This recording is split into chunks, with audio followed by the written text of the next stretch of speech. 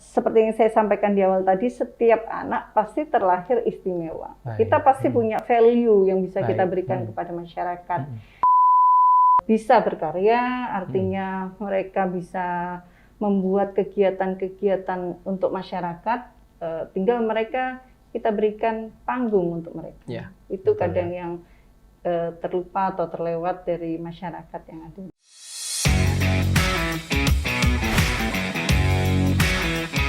Gadis Caraka, gerakan advokasi disabilitas, capai kesetaraan dan keadilan. Upaya dalam mewujudkan kehidupan bermasyarakat yang ramah dan inklusi di Kabupaten Probolinggo. Dengan narasumber, salah satu tokoh masyarakat di Kabupaten Probolinggo, Dr. Mira Samia. Pembawa acara, Solihin Abu Zafra. Assalamualaikum warahmatullahi wabarakatuh. Halo pemirsa, kembali lagi dalam podcast tentang disabilitas. Berbicara tentang disabilitas, kita tidak hanya bisa mengharapkan kinerja atau program dari pemerintah saja. Harus ada unsur dari luar, salah satunya di sini adalah peran aktif dari semua lapisan masyarakat agar hak dan kesejahteraan teman-teman penyandang disabilitas ini bisa tercapai dalam suatu daerah. Podcast kita kali ini, saat ini kami sedang kedatangan salah satu tokoh masyarakat yang beliaunya concern di beberapa bidang, mulai dari bidang kesehatan, pendidikan, atau bidang sosial lainnya. Dan beliau ini adalah salah satu perempuan di Kabupaten Probolinggo. Kita langsung sapa Dr. Mira Samia. Selamat datang, Dr. Mia. Apa kabar? Selamat datang. Terima kasih atas sambutannya. Saya itu selalu excited gitu loh pemirsa kalau seandainya narasumbernya adalah Dr. Mia. Kenapa? Karena salah satu kebiasaan beliau ini adalah memuji seseorang. Jadi belum apa-apa MC atau hostnya ini dipuji kalau posisinya sekarang sedang kurusan gitu ya. Jadi paling tidak ada semangat gitu di awal podcast ini. Sebenarnya memotivasi diri sendiri. Gitu ya. Oke. Dr. Mia, kalau mungkin dari saya selaku hostnya paling tidak sedikit tahu tentang Dr. Mia, tapi paling tidak mungkin pemirsa di rumah ini juga ingin mengenal lebih dekat. Sebenarnya Dr. Mia ini di Kabupaten Probolinggo saat ini sedang concern kemana dan aktivitasnya apa saja? Monggo bisa disampaikan. Oke, terima kasih Mas Solihin atas kesempatannya. Saya cukup senang diundang Mas Solihin dan khususnya sahabat-sahabat istimewa kami. Betul. Mas Rizky dari DPC Pertuni Kabupaten Probolinggo untuk menjadi bagian dari sejarah mereka untuk terus berkarya di Kabupaten Probolinggo. Perkenalkan, saya Mia, yang Mas Solihin sudah sampaikan. Kegiatan kami memang di banyak hal ya Mas. Banyak hal ya Dok. Mungkin diawali dari alhamdulillah saya dikasih amanah menjadi seorang direktur Rumah Sakit Rizani Paiton Kabupaten Probolinggo. Itu sudah berlangsung berapa lama Dokter? 1 tahun. 1 tahun ya? Ya. Alhamdulillah. Baik. Doakan ya Mas Solihin. Siap, selalu doakan terbaik buat Dokter Mia. Itu berat. Betul sekali. Yang kedua, kami juga senang terlibat di bidang pendidikan. Baik. Saya sebagai Ketua Yayasan Namira dan kami juga diminta untuk menjadi Ketua FKPS Kabupaten Probolinggo, Ketua Komite Mata Daerah Kabupaten Probolinggo, Ketua Perempuan Tani HKTI Kabupaten Probolinggo, dan ya saya juga sebagai pembina dari adik-adik Persatuan Tunanetra Indonesia, Pertuni Kabupaten Probolinggo. Alhamdulillah. Dan semoga tidak ada yang terlewat ya, Mas. Betul sekali. Oke, tapi kalau dari sekian banyak kegiatan dan rutinitas dari Dokter Mia sendiri, saya kerucutkan lagi kepada relasi nih atau hubungan antara Dokter Mia dengan teman-teman penyandang disabilitas atau teman-teman istimewa ini di Kabupaten Probolinggo. Sebenarnya apa yang mendasari Dokter Mia ini membangun sebuah relasi bukan hanya kepada teman-teman pertuni saja, tetapi juga kepada teman-teman komunitas atau paguyuban teman-teman yang mengalami penyandang disabilitas ini. Apa sebenarnya melatar belakangnya itu, Dokter? Kalau semua kegiatan yang saya bidangi ini memang semuanya panggilan hati ya, Gitu ya, Mas Dok, ya? Solihin. Ada sebuah kebahagiaan tersendiri bagi kami secara pribadi ketika memang bertemu dengan sahabat-sahabat istimewa bagi kami, termasuk juga di lembaga pendidikan Namira, ketika ada seorang ibu yang kebetulan memiliki anak yang terlahir istimewa bagi kami, karena setiap anak yang terlahir pasti istimewa. Betul, di baik. setiap bidangnya masing-masing. Ada panggilan hati begitu ya. Tidak semua ibu mau atau mampu menerima kenyataan itu gitu ya. Padahal bagi kami ketika anak itu sudah kita sentuh, kita kasihi, sayangi, pasti ada muncul keistimewaan tersendiri terhadap anak tersebut. Tetapi memang seperti yang kita ketahui, tidak semua orang tua mampu untuk menerima kondisi tersebut. Nah, kami ingin hadir bahwasanya orang tua itu kita dampingi dan harus kuat untuk tetap menjadi orang tua yang terbaik bagi anaknya. Baik, luar Itu. biasa. Lebih kepada panggilan Lebih hati dari saja. panggilan hati saja Ya. gitu ya, Dok ya. Karena ya luar biasa. Saya speechless sebenarnya di awal ini gitu loh pemirsa. Tapi begini Dokter, Dokter Mia sebenarnya dari tadi tidak menyebut kata disabilitas, meskipun kata tersebut itu adalah kata yang sangat mengapresiasi kepada teman-teman yang berkebutuhan khusus saat ini. Kalau berbicara tentang mereka, setiap anak yang dilahirkan istimewa, setiap anak dilahirkan spesial, meskipun mereka ada beberapa mungkin secara fisik atau mentalnya ada kekurangan, begitu ya Dok ya. Berbicara tentang keistimewaannya mereka, dari awal sampai saat ini, bagaimana Dokter Mia ini mengenal teman-teman penyandang disabilitas, apa saja kelebihan mereka sampai mereka mendapatkan pekerjaan saat ini, mungkin bisa disampaikan Dokter? Okay. Terutama dari sisi mentalitas mereka ya. Mereka jauh lebih kuat daripada saya secara pribadi ya. Saya tidak mungkin masyarakat jauh lebih baik daripada kami secara pribadi. Artinya dengan segala keterbatasan mereka, kita ambil contoh adik-adik pertuni ini ya, mereka sangat istiqomah walaupun terbatas melihat, tapi mereka punya semangat untuk belajar Al-Quran. Itu yang luar biasa bagi kami. Dan setiap bulan Ramadan mereka melakukan tadarus bersama, walaupun pandemi mereka tetap berjalan secara online dan itu tuntas begitu. Jadi itu yang membuat kami pun secara pribadi termotivasi. Kita aja yang bisa melihat, terkadang lupa untuk membaca Al-Quran. Astagfirullahaladzim gitu ya Dokter ya, betul. Itu ini yang juga istimewa bagi kami sekali. dan Tapi ya. untuk metode pembelajarannya begitu memang harus membutuhkan. Al-Quran Braille. Nah itu kita yang bisa hadir untuk mereka melengkapi apa sih yang menjadi kebutuhan dari teman-teman itu. Luar biasa. Selain itu mungkin apa saja aktivitas dari teman-teman disabilitas yang Dokter Mia ketahui sampai saat ini begitu Dok? Mereka punya organisasi DPC Pertuni ini bagi saya hal yang luar biasa ya. Mereka mampu mengelola sebuah organisasi, bisa berkarya, artinya mereka bisa membuat kegiatan-kegiatan untuk masyarakat, tinggal mereka kita berikan panggung untuk mereka. Ya, itu kadang yang terlupa atau terlewat dari masyarakat yang ada di sekitar kita. Baik, luar biasa. Itu penting sekali. Dokter, saya ingin mengetahui sih bagaimana respon dari Dokter Mia selaku perwakilan dari tokoh masyarakat atau tokoh yang berpengaruh yang juga sangat peduli dengan teman-teman disabilitas terkait dengan bahwa pemerintah kabupaten saat ini sedang berupaya penuh untuk memberikan fasilitas mulai dari infrastruktur ataupun layanan yang lainnya. Dan memang sampai saat ini meskipun masih belum ada payung hukum secara spesifik, tapi dari eksekutif ataupun legislatif saat ini sedang memiliki tahapan untuk ke sana. Bagaimana respon dari Dr. Mia? Menurut kami pemerintah Kabupaten Probolinggo sudah mulai melibatkan sahabat-sahabat istimewa kami, khususnya ketika proses pembangunan infrastruktur, mereka diajak dalam forum diskusi apa yang menjadi kebutuhan dari sahabat-sahabat istimewa. Artinya setiap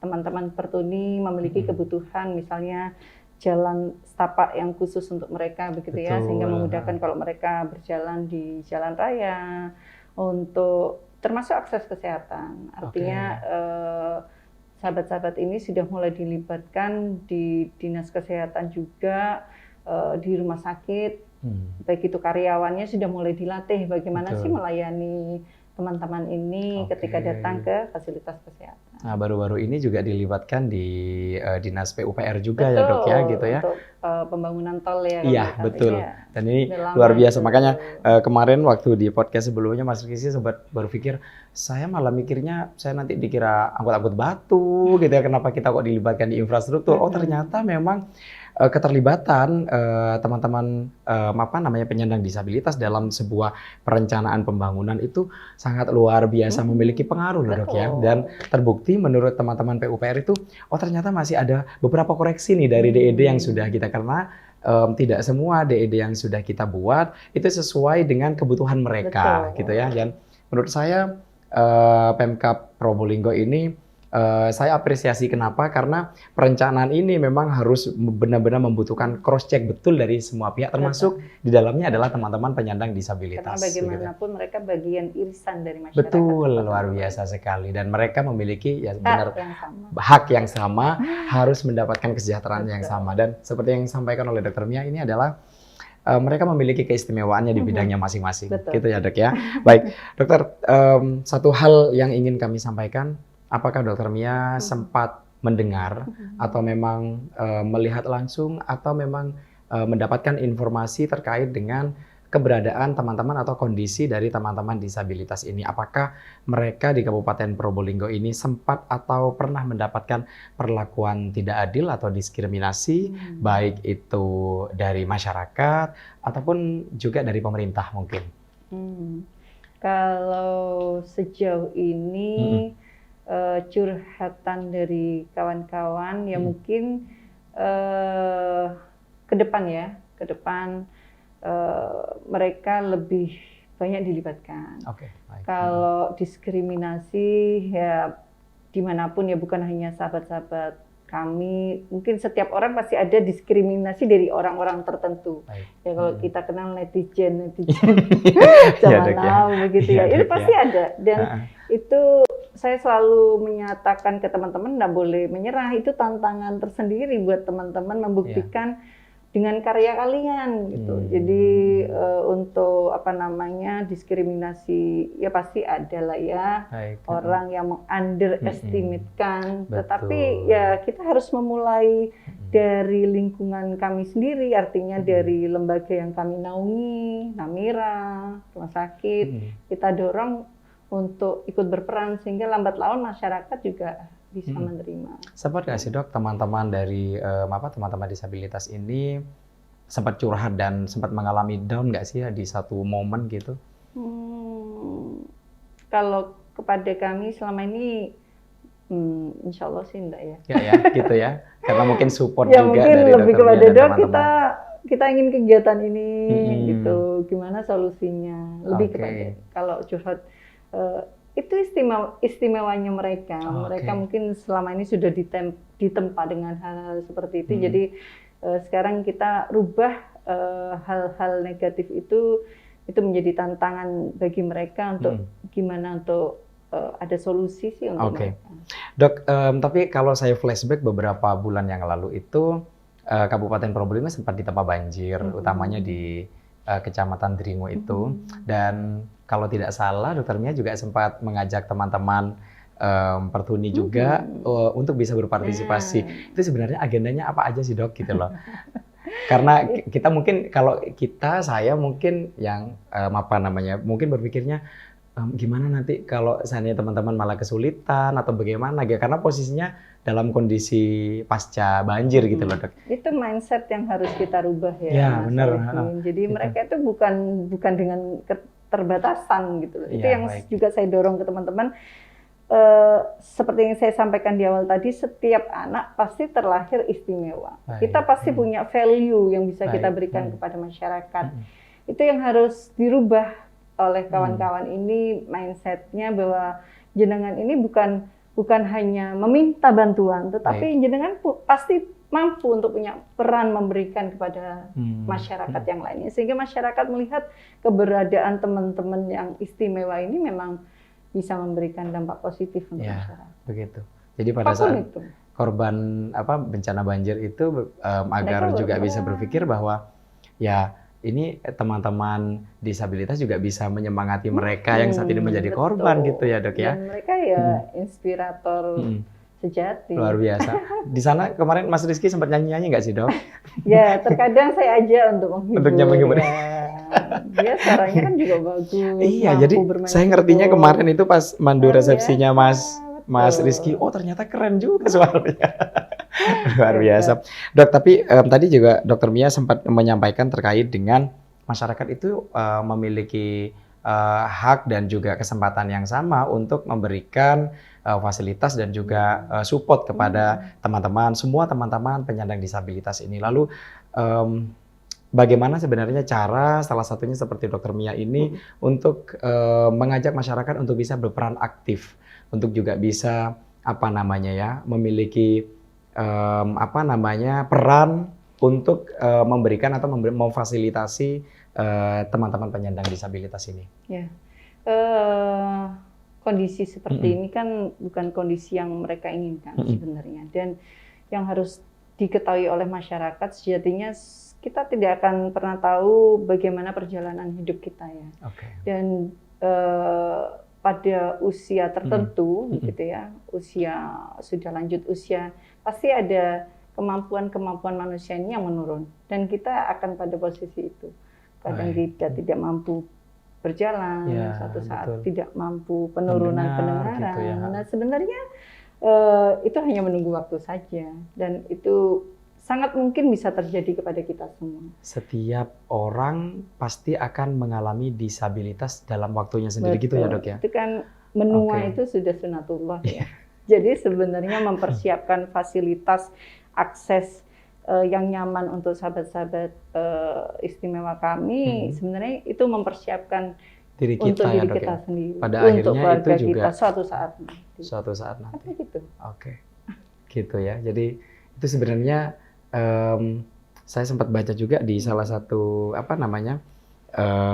pasal di di Undang-Undang Disabilitas ya dok ya, tahun 2016 ya kalau nggak salah.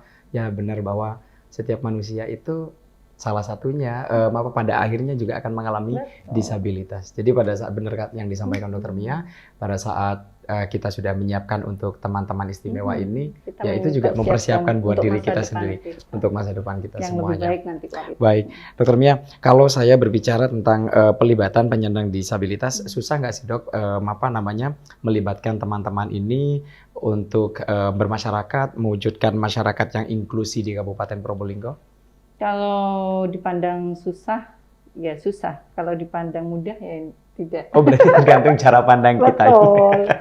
Kalau kami sih biasanya ketika ada momen atau event, saya melihat apa yang bisa teman-teman berikan. Jadi seandainya ada event tertentu, oh ternyata mereka bisa mampu untuk memberikan penghiburan. Ya sudah, saya beri mereka panggung untuk hadrah, untuk bermain yakibot.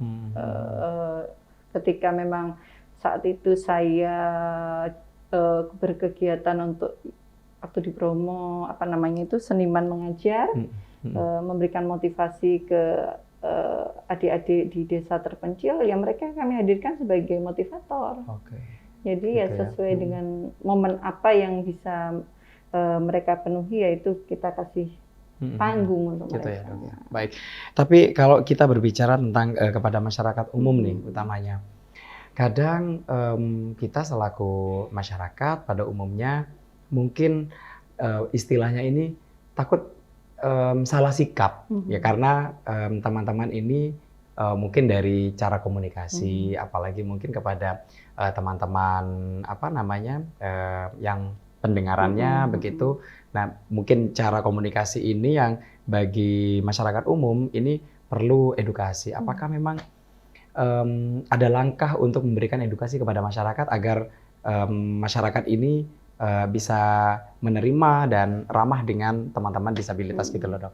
Ya, karena kita belum ya, mungkin masyarakat belum terlalu mengenal apa yang menjadi kebutuhan mereka, bagaimana cara berkomunikasi dengan mereka, masih ada rasa sebenarnya bukan mau menjauhi, tetapi ya karena masyarakat masih belum tahu gimana sih caranya ngomong, takutnya nanti malah salah penerimaan. Tapi satu hal memang yang harus kita lakukan bersama ke depan yaitu Mas Solihin, bukan hanya di institusi kesehatan yang mereka karyawan-karyawan kami dilatih bagaimana berkomunikasi dengan teman-teman tunanetra, teman-teman tunarungu, tetapi masyarakat umum pun juga perlu untuk mendapatkan informasi edukasi cara yang tepat ya. untuk berkomunikasi dengan sahabat-sahabat.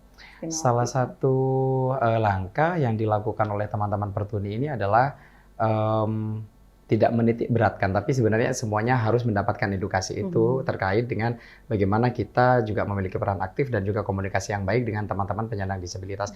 Ya, ini seminar untuk transportasi umum, Dok ya, utamanya pelakunya. Jadi kadang kondekturnya atau sopirnya ini kan tidak tahu ya bagaimana cara memperlakukan itu, dan informasi dari teman-teman disabilitas juga kadang mereka dianggap sebagai penumpang gratisan, padahal ya mereka mau bayar dan tapi dengan tanda kutip ya mereka tetap ingin mendapatkan perlakuan yang sama gitu loh ya. Jadi kayaknya mulai dari sebenarnya kita dan pemerintah harus bersatu padu karena PR kita banyak ya, Dok ya. Mulai dari menyiapkan transportasi yang ramah gitu ya, edukasi kita sendiri yang ramah, kemudian juga pendidikan ataupun juga infrastruktur yang harus mereka siapkan untuk teman-teman disabilitas ini. Begitu. Luar biasa.